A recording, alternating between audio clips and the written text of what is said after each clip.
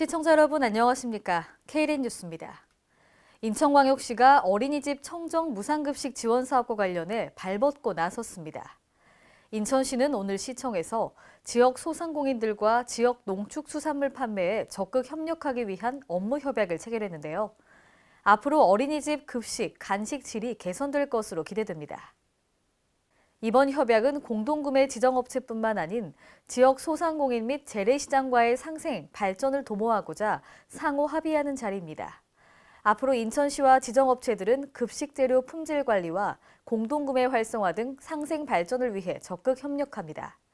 한편 청정 무상급식 지원 사업은 건강한 성장을 위해 원령에 따라 영양관리가 요구된다는 점에 착안하여 인천시가 전국 최초로 추진하는 사업입니다. 경남 도민이 도정 정책을 발굴하고 실행하도록 돕는 경상남도 도민행복위원회가 오늘 첫 발을 내디뎠습니다. 도민행복위원회는 이날 창원 컨벤션센터에서 출범식을 가졌습니다. 경남도는 여성과 청소년 등 취약계층이 체감할 수 있는 시책을 발굴하고 종합적으로 평가하는 기능이 필요해 이번에 도민행복위원회를 출범시켰습니다. 도민행복위원은 총 88명으로 민간단체와 학계, 일반 도민 등으로 구성됐습니다. 분과별로 12명에서 13명의 위원으로 위촉했으며 임기는 1년이며 연임할 수 있습니다. 분과는 성평등 행복, 미래세대 행복, 가족 행복 등 7개입니다. 국민의당 안철수 대표가 지난 11일 전북을 찾았습니다. 지난 9일부터 2박 3일간 일정으로 진행된 안 대표의 호남 행보인데요. 이날 통합 찬반 당원들의 고성으로 얼룩졌습니다. 전예은 기자입니다. 호남 방문 마지막인 11일 안철수 대표가 전주를 방문했습니다. 최고위원회가 열린 세미나실 밖에서는 통합 찬반 고성으로 얼룩졌습니다. 안철수 대표는 이날 찬반 양측의 격렬한 고성에 기자회견을 기자간담회로 대체했습니다. 안 대표는 기자간담회에서 큰 선거를 제대로 치르지 못하면 사라지는 숙명을 갖고 있다고 말했습니다. 바른정당과의 연대 또는 통합에 대해서 이야기를 했습니다. 한편 최고위원회에서 김종애 전북도당 위원장은 이러한 모습으로 노력하다 보면 전북도 발전될 수 있다고 말했습니다. 우리는 단합, 합심, 노력하면은 이 어려운 현실을 타개할 수 있다. KLN 전예은입니다. 안희정 충남도지사가 지난 11일 자치분권 개헌을 위한 천만인 서명 논산시민 결의대회에 참석했는데요. 이 자리에서 안 지사는 자치분권 개헌에 힘을 모아달라고 당부했습니다. 자치분권 필요성에 대한 공감대 확산을 위해 논산시가 마련한 이날 결의대회는 특강과 결의문 낭독 등의 순으로 진행됐습니다. 이날 안 지사는 대통령과 국회의원이 국가의 100년 대계를 놓고 일할 수 있도록 만드는 헌법 개정, 중앙은 중앙대로, 지방은 지방 역할에 맞춰 각자의 권한과 책임을 갖고 효과적으로 잘 작동하는 나라 시스템을 만들자. 그게 자치분권 개헌이라며 자치분권 개헌에 힘을 모아줄 것을 당부했습니다. 이중주차로 인해 연락을 해야 하는데 차주 연락처가 없어 불편을 겪었던 적 있으셨죠? 군산시 의회 한경봉 의원은 시가 나서줄 것을 주문했는데요. 이에 시는 소유주 연락 전화번호 알림판을 제작하고 배포하기로 했습니다. 김경모 기자입니다. 전북 군산시가 차주 연락처 안내판을 제작해 배포할 예정입니다.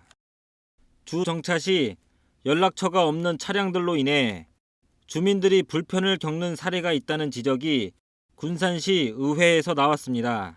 그것을 부착하고 안 하고는 이제 그 사람의 자유지만 그래도 그런 노력을 함으로 인해서 본인의 차 남바에 차 그 유리창에 남바를 기재해 놓으면 아무래도 피상 연락하기가 좋잖아요. 그 차 때문에 다른 차량이 못 움직인다는 이런 경우들이 있잖아요. 이에 군산시는 차량 등록 사업소에서 신규 차량 등록증을 교부할 때 차량 소유주 연락처 알림판을 같이 나눠주겠다고 밝혔습니다. 시는 이를 위해 우선 내년도 일반 운영비로 제작, 배포한 뒤 추경에서 예산을 확보해 시행을 확대할 계획입니다. 한편 시는 알림판을 제작할 때 시의 캐치프레이즈나 시정 홍보 문구 등을 새기는 방안도 논의 중입니다. KLN 김경모입니다. 광주광역시가 매년 증가하고 있는 어르신 교통사고 예방을 목적으로 찾아가는 어르신 교통안전 교육을 진행하고 있는데요. 지난 9월부터 관내 노인복지관을 순회하고 있습니다. 이번에는 윤장현 광주광역시장이 지난 11일 효령 노인복지타운에서 어르신 150여 명을 대상으로 직접 실시했습니다. 윤 시장은 이날 교육에 앞서 효령 노인복지타운에서 배식 봉사를 하고 이어 어르신들과 함께 점심 식사를 하며 불편사항 등을 청취했습니다. 또 교통사고 예방교육에서는 현장에서 보고 느낀 어르신 교통사고 사례 등을 소개하고 올바른 보행 방법과 각종 교통사고 예방사항을 안내했습니다. 한편 광주시는 내년에도 매월 2차례 노인복지관 이용자를 대상으로 교통안전교육을 실시하고 시설물 개선 사업을 추진할 계획입니다. 오늘의 브리핑 뉴스입니다. 부산광역시가 지역업체의 일감 확대를 위해 부산경제 하하협의회를 오는 19일 시청 대회의실에서 개최합니다. 부산시는 일자리 창출과 지역경제 활성화를 위해서는 지역업체의 일감 확대가 무엇보다 중요하다는 인식하에 부산경제 하하 프로젝트를 수립하고 시행하게 됐습니다.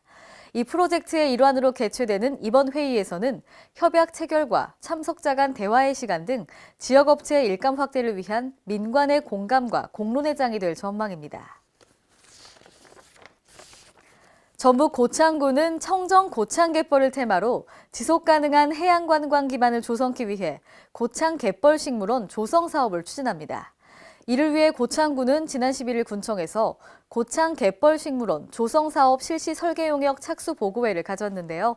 이번 사업은 총 35억 원을 들여 오는 2019년까지 앞서 추진한 갯벌 생태계 복원 사업으로 복원된 40헥타르 면적에 추진되는 사업입니다. 이곳에 철새 등 조류 쉼터와 먹이 활동 공간, 저소동물 서식처를 조성할 계획입니다. 울산광역시는 지난 11일 시청에서 지속가능한 물순환 생태도시 울산포럼을 개최했습니다. 이번 포럼은 물순환 선도도시 조성 시범사업을 성공적으로 추진하기 위해 마련됐는데요. 이날 행사에서 부산대학교 신현석 교수가 울산시 도시 물순환 회복을 위한 저용량 개발 정책 방향을 발표했고요. 울산발전연구원 윤영배 박사가 울산시 물순환 선도도시 조성 방향을 주제로 발표했습니다. 한편 물순환 선도도시 조성 시범사업은 총 100억 원의 예산으로 올해부터 기본계획 수립 및 시범사업 등을 추진하고 있습니다. 이상으로 K랜 뉴스를 마칩니다. 시청해주신 여러분 고맙습니다.